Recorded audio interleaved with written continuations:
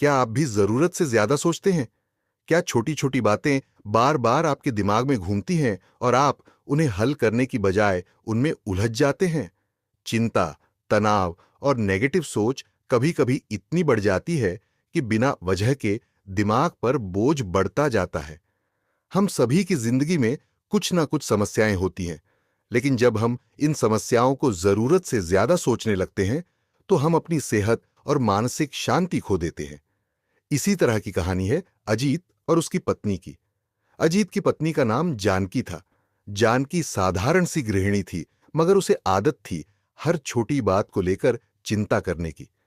वह छोटी छोटी बातों को बार बार सोचती रहती थी, जिससे उसे हर समय एक अनजान डर और बेचैनी महसूस होती थी।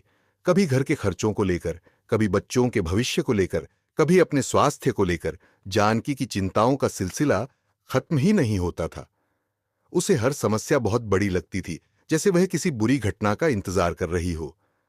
अजित, जो एक समझदार और शांत स्वभाव का व्यक्ति था, उसकी इस आदत से काफी परेशान हो गया था। उसने कई बार जानकी को समझाने की कोशिश की, लेकिन हर बार जानकी कहती, तुम नहीं समझते, मैं कुछ गलत महसूस कर रही हूं, कुछ बुरा होने वाला है।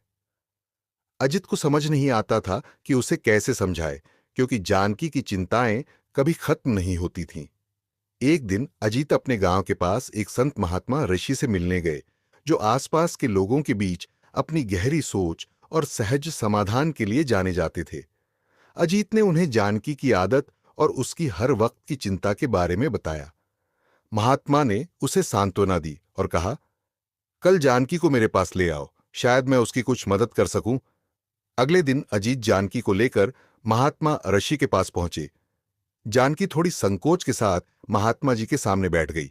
महात्मा ने उसे आराम से बैठने को कहा और अपनी आंखें बंद कर ध्यान करने लगे। थोड़ी देर बाद उन्होंने अपनी आंखें खोली और एक किस्सा सुनाना शुरू किया। महात्मा बोले, बहुत समय पहले की बात है। रमेश एक सीधा साधा युवक था, जो अक्सर छोटी छोटी बातों को लेकर बहुत ज्यादा सोचता था।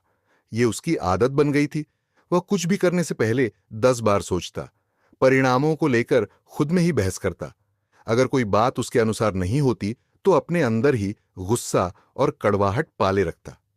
यही सोचने का सिलसिला उसके जीवन में कई कठिनाइयों को जन्म देता था, लेकिन रमेश को इसका एहसास नहीं था। एक दिन अचानक से रमेश के काम के सिलसिले में शहर जाना पड़ा। उसे अपनी बाइक की जरूरत पड़ी, लेकिन उसकी बाइक पहले से ही खराब थी। वह तुरंत ठीक नहीं हो सकती थी, इसलिए उसे किसी से मदद मांगनी थी। सबसे पहले उसे अपने बचपन के दोस्त रामू का ख्याल आया। रामू और रमेश बचपन से अच्छे दोस्त थे। रमेश को लगा कि इतनी छोटी सी मदद के लिए रामू से बाइक मांगना कोई बड़ी बात नहीं होगी। हालांकि जैसे ही रमेश रामू के घर की ओर बढ़ा, उसके दिमाग में तरह तरह के ख्याल आने लगे। उसने सोचा, क्या रामू सच में मुझे अपनी बाइक दे देगा या फिर वह मना कर देगा? अगर उसने ना कर दिया तो मेरी दोस्ती का क्या मतलब? शायद वह सोचता हो कि मैं हर वक्त उसके ऊपर निर्भर रहता हूं। इतना सोचने के बाद रमेश के मन में अनगिनत नकारात्मक विचार आने लगे। उसे लगने लगा कि अगर उसने मदद मांगी तो रामू उसे टाल देगा या बहाने बनाएगा। धीरे धीरे रमेश ने कल्पना में रामू को एक स्वार्थी व्यक्ति बना लिया, जो सिर्फ अपनी ही सोचता है। जब रमेश रामू के घर पहुंचा तो उसके मन में इतना गुस्सा और नकारात्मकता थी कि बिना सोचे समझे उसने रामू का दरवाजा खटखटाया। जैसे ही रामू ने दरवाजा खोला, रमेश ने गुस्से में आकर उसे एक जोरदार मुक्का दे मारा। रामू अचानक हुए इस हमले से हैरान रह गया। उसने रमेश से पूछा, अरे रमेश, ये क्या कर रहे हो? तुमने मुझे मारा क्यों? रमेश ने कहा, तुम्हारे जैसे दोस्त की मुझे कोई जरूरत नहीं। मैं तुम्हारे पास बाइक मांगने आया था और मुझे पहले से ही पता था कि तुम मना कर दोगे। तुम एक स्वार्थी इंसान हो। रामू ने शांत स्वर में रमेश को समझाने की कोशिश की। उसने कहा, रमेश, तुमने बिना वजह मुझ पर गुस्सा किया। मैंने तो कभी भी तुम्हें मना करने के बारे में सोचा भी नहीं। अगर तुम मुझसे बात करते तो मैं खुशी खुशी तुम्हें बाइक दे देता। रमेश को अपनी गलती का एहसास हुआ। उसने रामू से माफी मांगी और वादा किया कि वह आगे से ज्यादा नहीं सोचेगा और बिना किसी कारण गलत धारणा नहीं बनाएगा।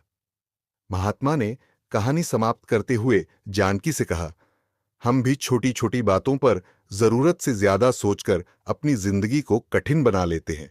ज्यादा सोचना और चिंता करना किसी भी समस्या का समाधान नहीं है। इसके बजाय अपनी ऊर्जा और समय को सकारात्मक कार्यों में लगाओ। हर समस्या का हल ढूंढने की कोशिश करो, उसे केवल सोचते मत रहो। अगर ये कहानी आपको अच्छी लगी हो तो इस वीडियो को लाइक करें और ऐसी और कहानी सुनने के लिए हमको सब्सक्राइब करें।